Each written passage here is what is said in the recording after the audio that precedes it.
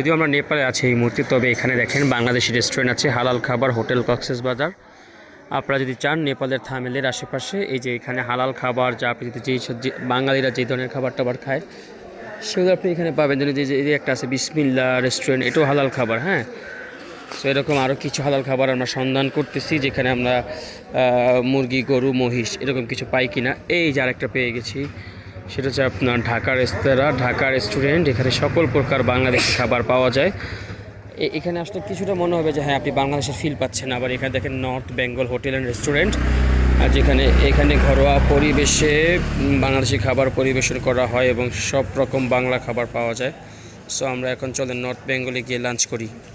আমরা এখন ঢাকা রেস্তোরাঁতে আসছি, দেখি কি পাওয়া যায়। নেপালের থামেল, কাঠমান্ডু আশেপাশে আপনারা এই যে এখানে বাংলাদেশি হোটেলগুলো পেয়ে যাবেন। সো যারা বাংলাদেশ থেকে আসবেন, বাংলাদেশি খাবার এখানে চাইলে আপনারা এনজয় করতে পারবেন।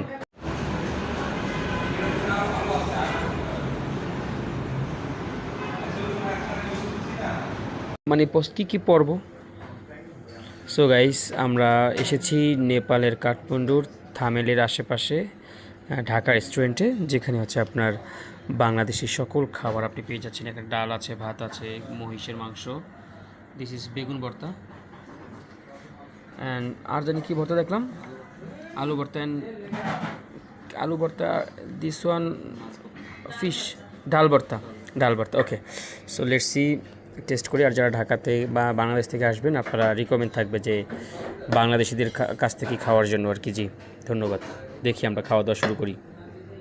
বেগুন ভর্তা খেয়েছি, মোটামুটি ভালোই ছিল। এখন আমরা ডাল ভর্তা দিয়ে ট্রাই করে দেখি যে কী অবস্থা, একদম আমাদের ঢাকার মতো ফ্লেভার পাওয়া যায় কিনা। রাইসটাই শুধু ডিফারেন্ট, আমাদের দেশের রাইসটা আর একটু মোটা হয় না, আর ধার।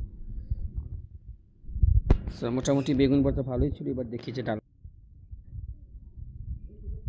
নট ব্যাড, ভালোই। আমরা এখন মহিষের মাংসটা ট্রাই করছি। সো দেখি কি অবস্থা।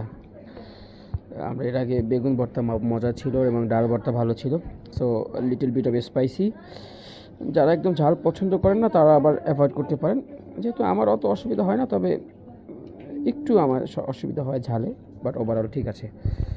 মহিষের মাংস নেপালে এসে খাওয়া হলো, ঢাকাতে তো খাওয়া হয় না, গরু মাংসই খাই সবসময়। এবার দেখি কি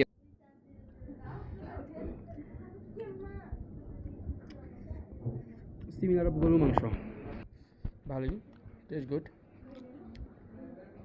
আপনারাও আমরা খাওয়া দাওয়া কমপ্লিট করলাম, দুপুরের লাঞ্চ এখানে। সো আমরা খেয়েছিলাম বেগুন ভর্তা, ডাল ভর্তা আর মহিষের মাংস সাথে ডাল। সো আমরা দেখবো এখন টোটাল বিল কত হয় দুইজনের জন্য।